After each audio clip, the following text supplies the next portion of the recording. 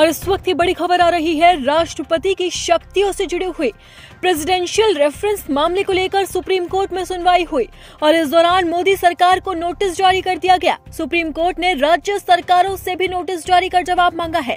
Supreme court की 5 जजों की संविधान पीठ ने राष्ट्रपति द्वारा अनुच्छेद 143 के तहत भेजे गए रेफरेंस पर सुनवाई की। इस दौरान कोर्ट ने बड़ी टिप्पणी की और केंद्र से लेकर राज्य सरकारों को नोटिस जारी कर दिया। कोर्ट ने मोदी सरकार और राज्य सरकार को नोटिस जारी कर जवाब मांगा है।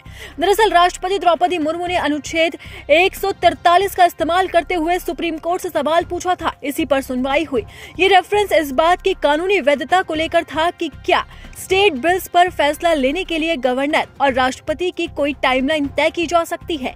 राष्ट्रपति ने जो रेफरेंस भेजा है उसमें संविधान के अनुच्छेद 131, 142, 143, 145, 3, 200, 201 और 361 से जुड़े 14 सवाल पर जवाब मांगा गया है। रेफरेंस में पूछा गया कि जब संविधान में विधेयकों पर मंजूरी के लिए कोई समय सीमा तय नहीं है तो क्या न्यायिक आदेश के लिए समय सीमा लगाई जा सकती है। इतना ही नहीं, न्यायिक आदेश के जरिए विधेयक को कानून घोषित करने पर सवाल उठाते हुए राष्ट्रपति ने पूछा कि क्या राज्य विधानमंडल द्वारा बनाया गया कानून संविधान के अनुच्छेद 200 के तहत राज्यपाल की मंजूरी मिले बगैर लागू होगा।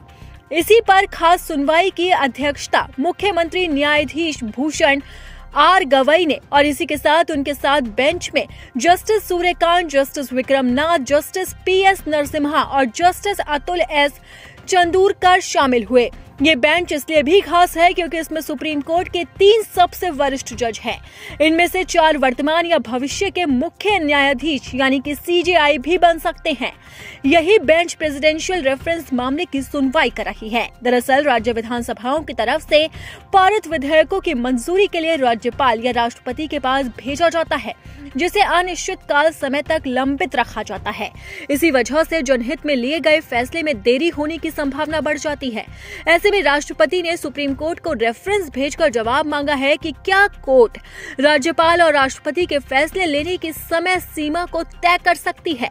दरअसल ये सारा मामला सुप्रीम कोर्ट के एक फैसले के बाद आया है। सुप्रीम कोर्ट ने 8 अप्रैल को तमिलनाडु के राज्यपाल द्वारा विधेयकों को लंबे समय तक रोके रखने के मामले में दिए गए फैसले में राज्य के विधायकों पर मंजूरी के लिए राज्यपाल और राष्ट्रपति के लिए समय सीमा तय करती थी। राष्ट्रपति और राज्यपाल के पास लंबित बिल को लेकर जस्टिस JB पादरीवाला की अध्यक्षता में 2 जजों की पीठ में सुनवाई हुई थी।